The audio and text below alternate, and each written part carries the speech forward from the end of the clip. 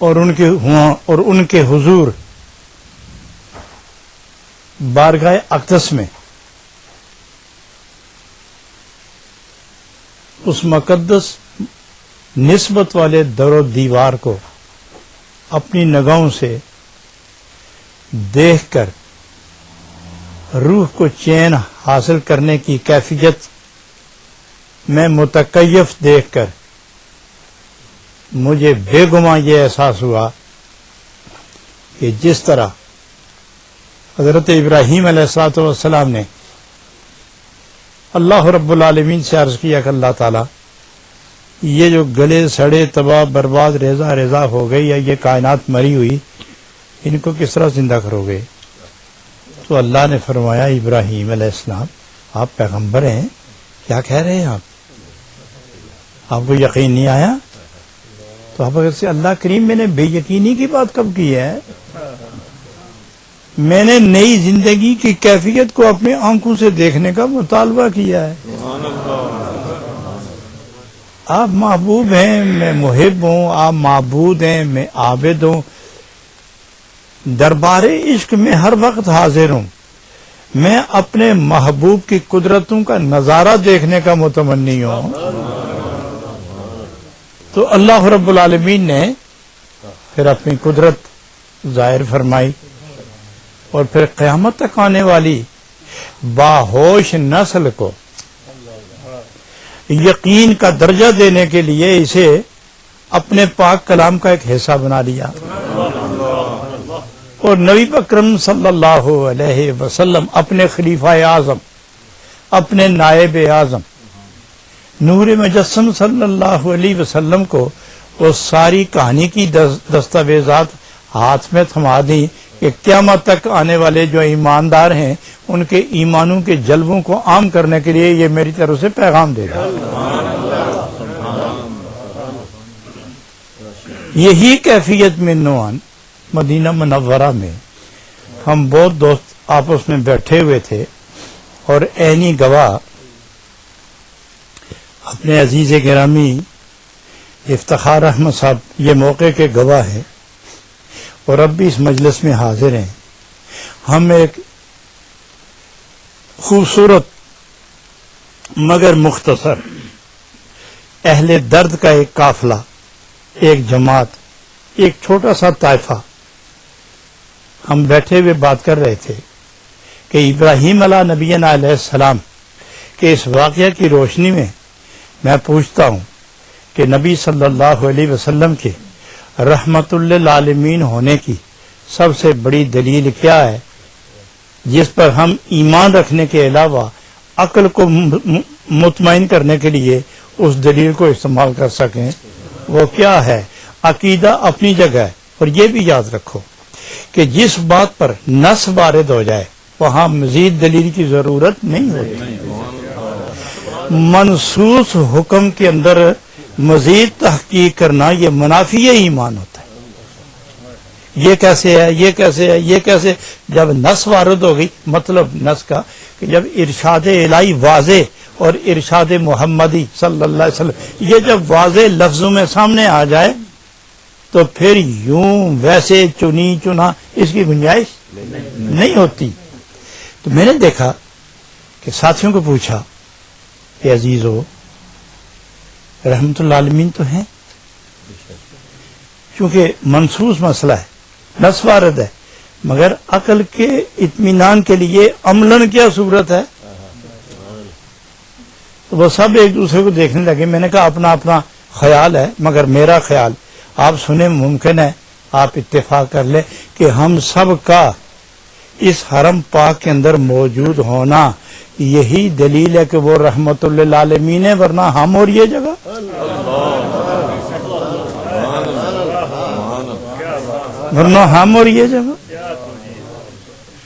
وہ غالب کی بات مجھے تمہیداً یاد آ گئی۔ غالب کس منہ سے جاؤ گے؟ غالب کس منہ سے جاؤ گے؟ کعبہ کس منہ سے جاؤ گے؟ غالب کعبہ کس منہ سے جاؤ گے؟ غالب شرم تم کو مگر نہیں آتی؟ تم اور کعبہ، ہم اور مدینہ منورہ، اور یہاں حاضر ہیں اور بیٹھے ہوئے ہیں، اور کوئی نہیں کہتا اٹھو نکلو، یہی رحمت للعالمین ہونے کی دلیل ہے۔ میرے ہمدم ساتھیوں، آج دیدہ ور دوستوں اور سخنور ساتھیوں کے اصرار پر کہ وہ محفل ذوق اور وہ محفل درد و الفت پھر سے جم جانی چاہیے، منعقد ہونی چاہیے، یہ خوشی ہوئی کہ ہمارے پاس اس میخانہ محبت کو گرم رکھنے کے لیے جو جام تجویز ہوئے ہیں مختلف، اس مرکز کا جہاں سے شراب ابلتی ہے اس کا نام مثنوی ہے، اور چھوٹے چھوٹے جام یہ سب کے پہلو کے اندر موجود ہیں اور سب متحرک ہیں۔ کچھ ایسے شراب خانے ہوتے ہیں جہاں بانٹنے والا بھی متحرک ہوتا ہے، لینے والے بھی حرکت میں ہوتے ہیں اور پینے والے بھی جھوم رہے ہوتے ہیں، اور کچھ ایسے محبت کے مے خانے ہوتے ہیں، کوئی عشق کے شراب خانے ہوتے ہیں جہاں ساقی متحرک نہیں ہوتا اور جام نظر نہیں آتے، آنکھوں میں فیصلے ہوتے ہیں اور دلوں کی حرکتوں میں نشے تقسیم ہوتے ہیں۔ یہ وہی محفل درد و محبت ہے جہاں بلا حرکت اور بلا اشارہ شراب محبت تقسیم ہو رہی ہے، مگر کمال یہ ہے کہ دنیا کی شراب جب استعمال ہو تو آدمی بے عقل ہو جاتا ہے، دنیا کی شراب جب استعمال میں ہو اور اس کا نشہ جب غالب ہو تو آدمی آدمیت سے نکل جاتا ہے، اور جب یہ شراب محبت پیے تو غیر آدمی بھی آدمی بن جاتا ہے، اور بے عقل کو عقل آ جاتی ہے۔ دنیا کی شراب عقل والے کو بے عقل کرتی ہے، اور یہ شراب کا کوئی گھونٹ کسی کو مل جائے اور نشہ کام کر جائے تو اس بے عقل کو وہ عقل ملتی ہے کہ وہ زندگی کے سارے راز اسی نشے میں حاصل کر لیتا ہے۔ تو یہ محفل سوز و محبت ہے، یہ محفل علم و ادب ہے، یہ محفل عرفان و عشق ہے، اور یہ آداب الفت ہے کہ تقاضے ہیں کہ جس کی محفل، جس کے نام پر محفل ہو، آدمی اس اپنے خیال سے آزاد ہو کر جس کے نام پر محفل قربان ہوتی ہے اسی کے خیال میں گم ہو جاتا ہے، اور آنکھوں میں، نگاہوں میں، زبان میں، عروف میں، کلام میں، عبارت میں، اشاروں میں، کنائے میں، صراحت میں، کنایت میں محبوب کے سوا دوسرا کوئی نہیں ہوتا۔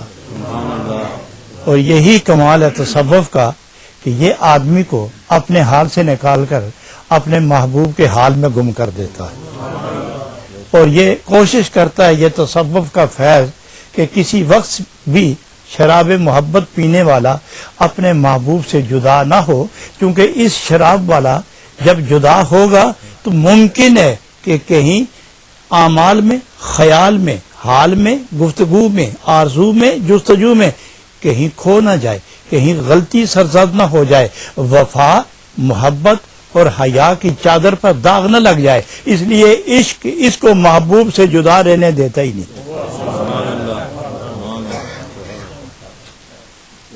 تاکہ محبوب کی محبوبیت پر حرف اعتراض نہ ہو۔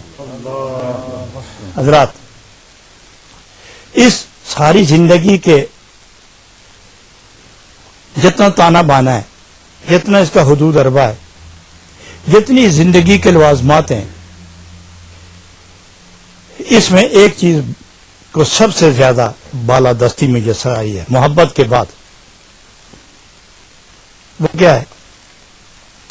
وہ ہے خلق۔ خلق ہے کہ تصوف میں خلق کو اولیت اور اولویت ملی ہے۔ اولیت، اولویت ملی، سب سے اولا بھی ہے، سب سے اعلیٰ بھی ہے، سب سے بلند بھی ہے، سب سے بالا بھی ہے اور سرکار دو عالم سید عالم صلی اللہ علیہ وسلم ارشاد فرماتے ہیں کہ میری امت کے خوش نصیبوں یہ بات دل میں رکھو کہ قیامت میں میزان عدل پر مومن کی طرف سے جو سب سے قیمتی اثاثہ وزندار ہوگا، جس کے وزن سے زیادہ کوئی اور وزن حساب میں نہیں آئے گا، وہ خلق ہے، وہ میٹھی عادتیں ہیں، وہ پیارے انداز گفتگو ہے، اور وہ بناوٹ کے طور پر نہیں، حقیقت کے طور پر۔ اس لیے اس خلق کے متعلق حضرت جناب رومی رحمت اللہ علیہ دو باتیں فرمانے کے بعد کہ صوفیوں، تمہاری سب سے بڑی پہچان صوفی ہونے کی کیا ہے؟ خلق ہے۔ آپ کی پہچان، سب سے بڑی پہچان کیا ہے؟ خلق ہے۔ اور خلق کے متعلق آپ ایک ارشاد فرماتے ہیں، پھر ہم آگے چلتے ہیں۔ ان کے اس قول کو پیش کرنے کے بعد پھر ایک قدم اور آگے بڑھتے ہیں کہ خلق سے متخلق کرنے کے بعد آگے وہ کیا فرمانا چاہتے ہیں۔ اس لیے کہ جب کوئی گھر سے نکلتا ہے نا تو سب سے پہلے وہ کپڑے تیار کرتا ہے، پھر احساسہ، زیادہ سفر، جیبیں ٹٹولتا ہے، لباس درست کرتا ہے۔ تو جناب رومی فرماتے ہیں کہ محبوب کی بارگاہ کا سفر شروع ہونے والا ہے۔ اس سارے سفر میں سب سے زیادہ قیمتی احساسہ کیا ہے؟ جو زیادہ راہ ہو، جو تمہارا سفر خرچہ ہو، وہ خلق ہے۔ اس خلق پر آ کے وہ ارشاد فرماتے ہیں کہ جب قیامت میں بھی سب سے زیادہ وزندار یہی ہے تو پھر جانو کہ جو چیز قیامت میں سب سے زیادہ محتم بھی شان ہوگی، دنیا میں عقل مند اسی کو سینے سے لگا کے رکھتے ہیں۔ لہذا یہ نعمت دل میں بسا کے رکھنے کے قابل ہے۔ وہ ارشاد فرماتے ہیں من ندیدم در جہان جستجو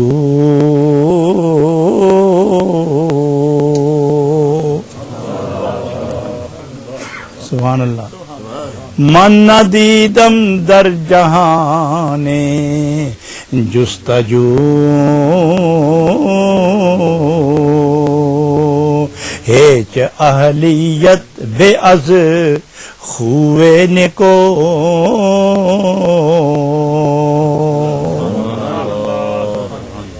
جہان جستجو، کیا لفظ ہے، کیا پیارا ایک جملہ ہے، خوبصورت۔ دو ہی تو حرف ہے اور دو حرف مل کے ایک جملہ کیا بنا کہ انسان کی پوری زندگی کا نقشہ کھینچ کے رکھ دیا آپ نے۔ ارے مختلف جہان ہے، مختلف جہاں آپ کی زندگی کے شب و روز گزارتے ہیں خیالوں میں، اور اس جہان کے اندر ایک اور جہان ہے جس کو جہان جستجو کہتے ہیں۔ جہان جستجو کس کو کہتے ہیں؟ کہ تمہاری طلب کیا ہے، تمہاری خواہش کیا ہے، تمہاری محنت کیا ہے، تم چاہتے کیا ہو، تم طلب کیا کرتے ہو، کدھر جانا چاہتے ہو، منزل کیا ہے۔ ایک آرزو جو امڑ کے آئی، ایک جستجو جو مچل کے آئی اور سر سے پاؤں تک بے نیاز کر کے تمہیں اٹھا کے لے کے جا رہی ہے، تو ہم پوچھتے ہیں یہ جو جہان جستجو ہے، یہ جو ایک زندگی کا، یہ جو ایک مارکا، زندگی کا ایک مرحلہ جس کو آپ طے کرنا چاہتے ہیں، یہ جہان ہے ایک، اور اس جہان کا نام کیا ہے؟ جستجو۔ اور جستجو کب ہوتی ہے؟ یہ بھی یاد رکھو، جستجو کب ہوتی ہے؟ جب کسی کا کوئی اپنا محبوب ہو اور اس سے بچھڑ جائے اور اس کے قدموں تک پہنچنے کے لیے جو عمل ہے اس کو جستجو کہتے ہیں۔ تو یہ ایک عجب جہان ہے جس کو کہتے ہیں جہان جستجو، کہ محب اب محبوب کی طرف جا رہا ہے، عاشق معشوق کو پانے نکلا ہے، محب محبوب کی بارگاہ کی طرف نکلا، یہ جہان جستجو ہے۔ تو فرماتے ہیں جہان جستجو جو چلتے ہو تم، تو اس میں سفر خرچہ چاہیے نا۔